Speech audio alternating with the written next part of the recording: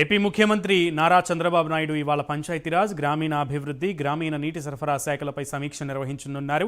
పర్యావరణం, అడవులు, science and technology పైన అధికారులతో సమీక్ష సమావేశం నిర్వహించనున్నారు. ఉదయం 11:30 గంటలకు సచివాలయానికి సీఎం చంద్రబాబు రానున్నారు. అనంతరం ఈ సమీక్షా సమావేశాలు జరుగుతాయి.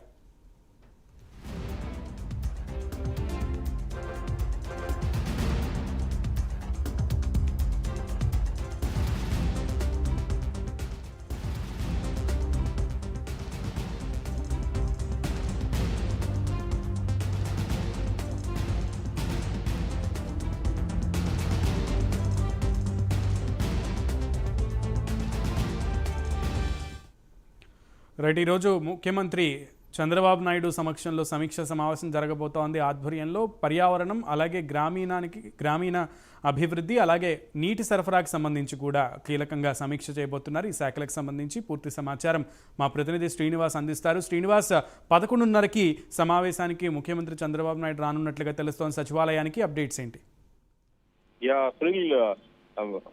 రాష్ట్ర ముఖ్యమంత్రి చంద్రబాబు నాయుడు 11:40 సచివాలయం చేరుకోనున్నారు.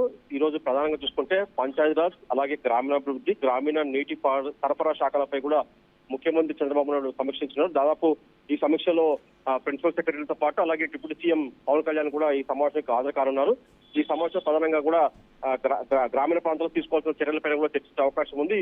అయితే ఈ నెల గ్రామ సభలు నిర్వహించాలని చెప్పేసి కూడా ఇప్పటికే ప్రభుత్వం నిర్ణయం తీసుకెళ్లి దీనిపైన కూడా చర్చించే అవకాశం ఉంటుంది.